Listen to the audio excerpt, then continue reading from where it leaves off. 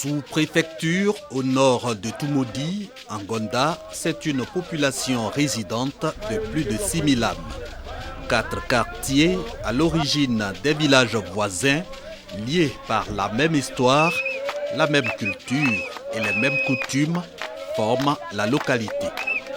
Ici, Pâques, dans son aspect religieux, est éphémère.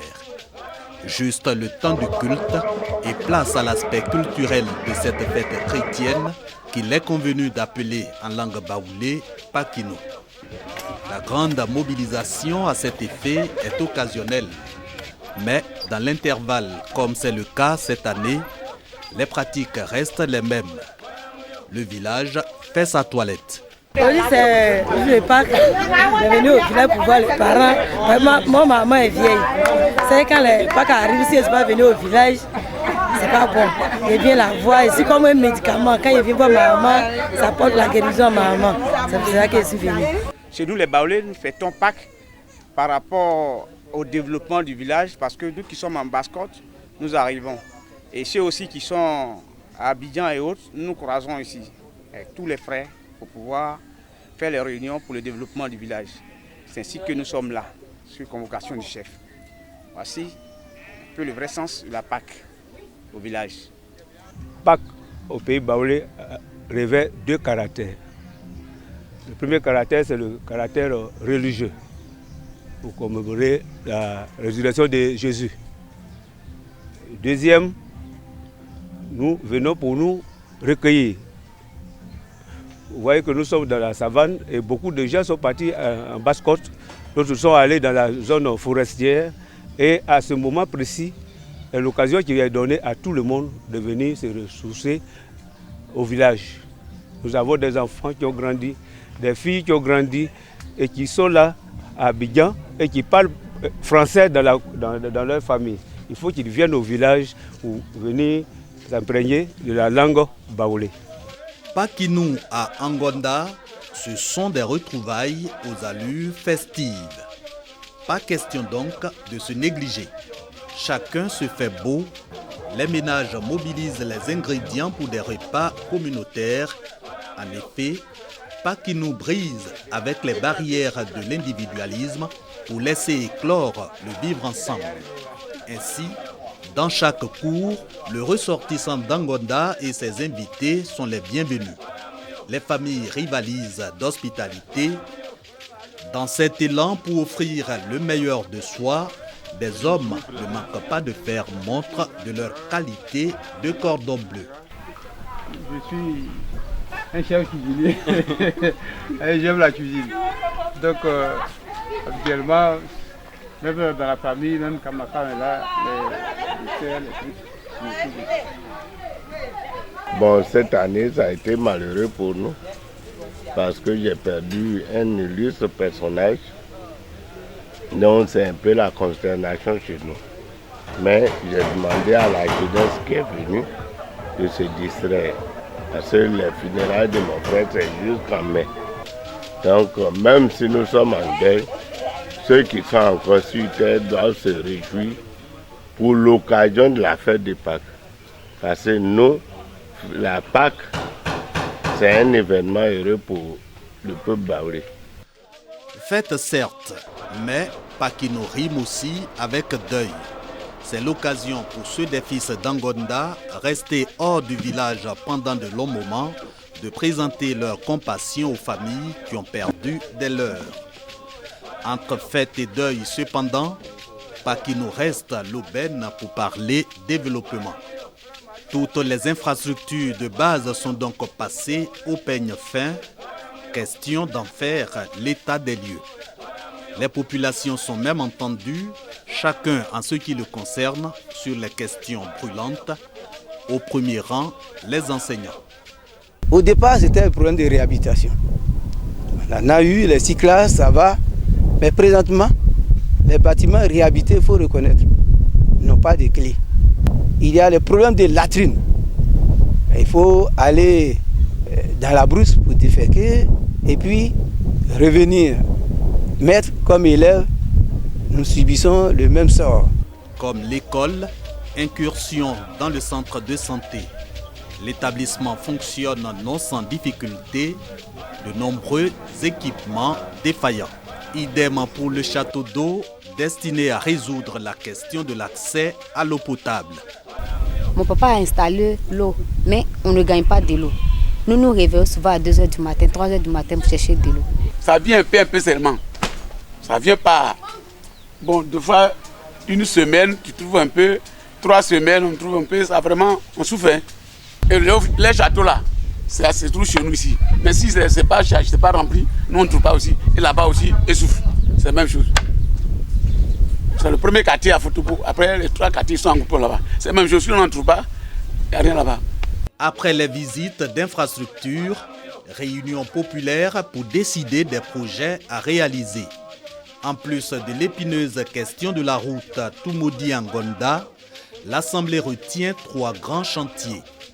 Réhabilitation et extension des écoles, extension du réseau électrique, réhabilitation et augmentation de la capacité du château d'eau.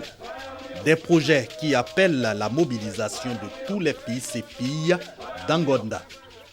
Au sujet de la réunion de Pâques, nous avons parlé de construction de latrines. Nous avons de sérieux problèmes. Quand nous avons des hôtes qui arrivent, on ne sait pas où aller faire les toilettes. Nous avons aussi parlé de problèmes de rue. Nous ne sommes pas dégagés.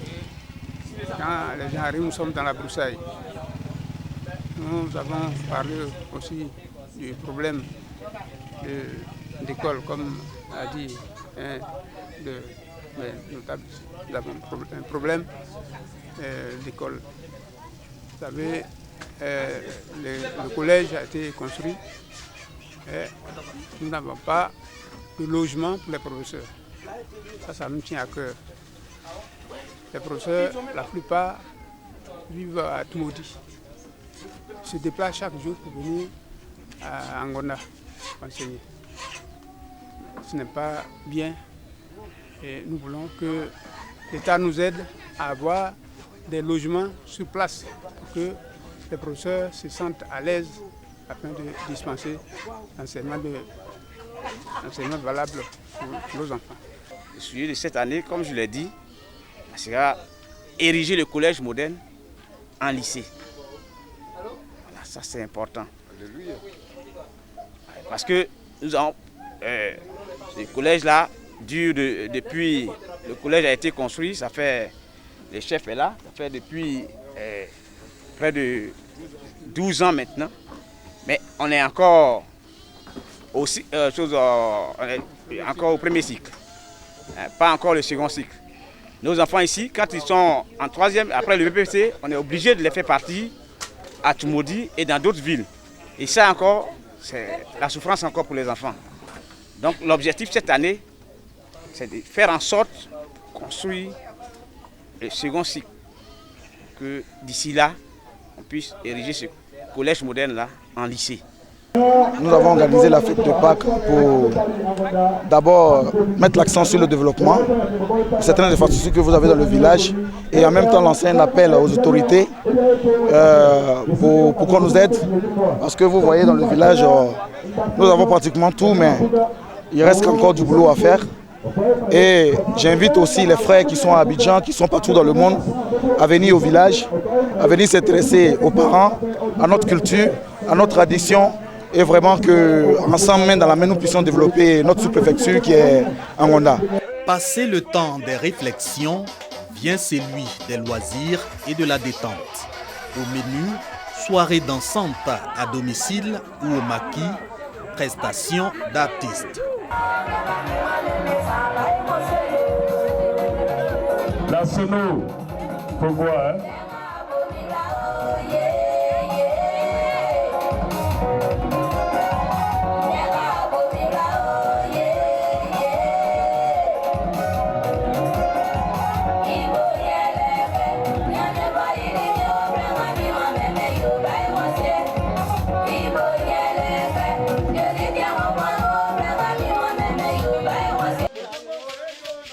Pakinou à Angonda, c'est aussi et surtout la découverte des danses du terroir haïtou. D'abord le Zaouli Baoulé, monté de toutes pièces par ce chef d'orchestre et ses danseurs. Sur scène aussi, le Goli. Goli Clé-Clé, Goli Gloin, Alié Kora, un ballet de masques pour égayer le public de leur pas de danse, rythmé de sons produits par l'effet de bâton sur la peau d'animal.